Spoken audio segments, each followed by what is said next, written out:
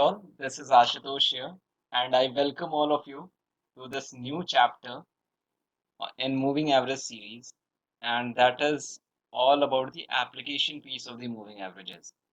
हमने पिछले चैप्टर में मूविंग एवरेजेस की थ्योरी पढ़ी थी. We got to understand that averages give us some understanding about predicting the market. Then we understood the moving averages concept and we understood the difference between the simple and the exponential moving averages. Now, moving forward, we would understand the application piece of it in the real market environment. So let's start. Now, for the application piece of the moving averages, we will start with a very simple application. एक simple moving average लगा के we will understand how the market react around it or the prices or the candlesticks react around it. And then we will try to understand the limitations of that methodology. उस method में कमियां क्या क्या हैं उन्हें हम समझेंगे और फिर हम उसे फर्दर ऑप्टिमाइज करेंगे, उसे और बेहतर करेंगे. So this is what the road ahead for moving averages. So the application piece, which is a very simple one, goes like this. हम 50 टाइम फ्रेम का एक्सपोनेंशियल मूविंग एवरेज यूज करेंगे and the rule says that अगर price मेरा 50 moving average के ऊपर है then the market would be expecting it to go long, ये ऊपर की तरफ जाएगा. और अगर ये 50 मूविंग एवरेज के नीचे है तो ये नीचे की तरफ गिरेगा. this is the this is what the rule says. Now let's go and understand if this is actually what happens in the real market environment or not. So if you see here, we have the Nifty 50 chart, 1 hour chart, and this blue line which is here is representing our exponential moving average of 50 time frame. तो अगर आपने early chart लिया है तो 50 are का ये moving average represent कर रहा है. आपने डेली चार्ट लिया होता तो वो 50 डेज का हिस्टोरिकल डेटा लेके उसका मूविंग एवरेज आपको रिप्रेजेंट कर रहा होता. So as the rule says, when the price नीचे से मूविंग एवरेज को ऊपर की तरफ कट कर रहा है और ऊपर की तरफ जा रहा है तो then you go long, आप बाई करिए and this is what is happening. फिर प्राइस जब आएगा वापस इसकी तरफ तो 50 मूविंग एवरेज इसके लिए सपोर्ट का रोल प्ले करेगा और देखिए प्राइस वहां से बाउंस किया, फिर it is coming towards 50 moving average और प्राइस इसे बाउंस कर जा रहा है और जब ये इसके नीचे जा रहा है then you go short. This is what the rule says. अब जैसे आप यहाँ पे देखिए the price is coming down, इसके नीचे आ रहा है, यू गो शॉर्ट और फिर ये जब जाता है ऊपर जाने का अटेम्प्ट करता है तो now earlier it was acting as a support, now it would start acting as a resistance for it और ये नीचे आ गया, प्राइस इसे ब्रेक करके ऊपर जा रहा है. Here it is breaking up, going up, फिर यहाँ से ये बाउंस कर रहा है, यहाँ से फिर बाउंस कर रहा है and now it is falling down, नीचे की तरफ ये गिर रहा है. दी this is what the concept goes.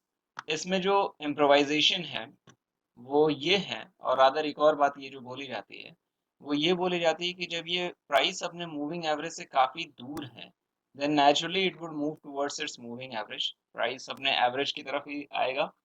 Number of outlier events अगर बहुत ज्यादा हैं तो naturally they will graduate towards this piece, अपने एवरेज की तरफ तो मूव करेंगे और अगर एवरेज से वो सपोर्ट नहीं उन्हें मिलता है वो नीचे की तरफ जाएंगे तो वो गिरेंगे.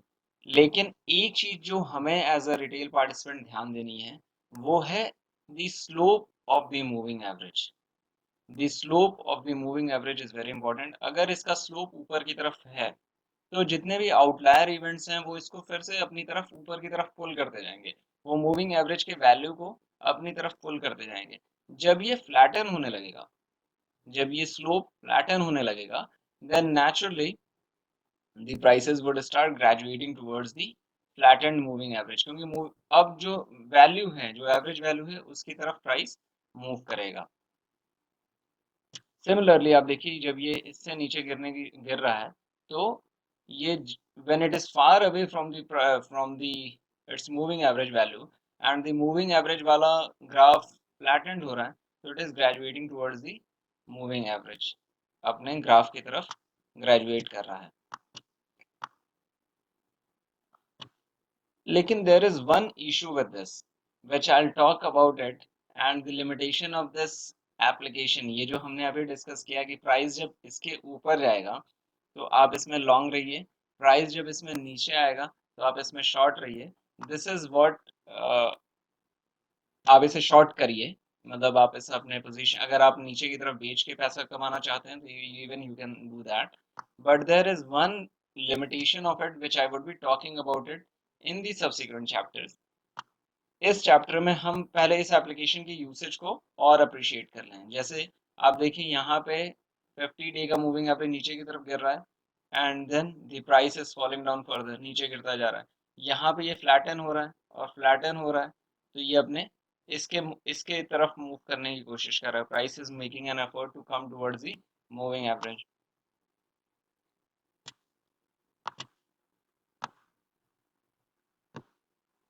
इन जोन्स में आप देखिए ये ऊपर की तरफ मूव कर रहा है, तो सिंपल प्राइसेस ऊपर की तरफ मूव कर रहा है.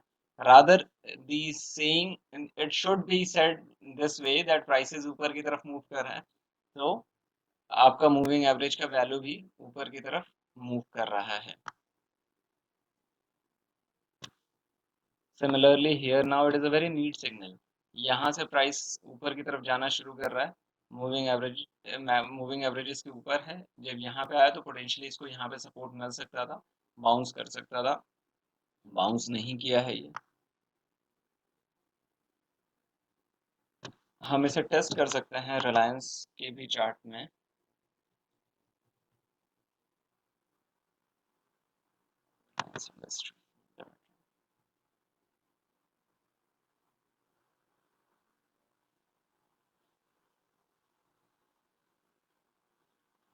Yeah.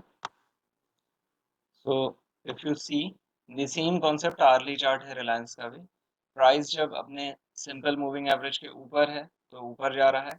यहाँ पे जब वो इसकी तरफ रिवर्ट करने की कोशिश कर रहा है तो ये यहाँ से बाउंस कर रहा है, प्राइस बाउंस कर रहा है ऊपर की तरफ.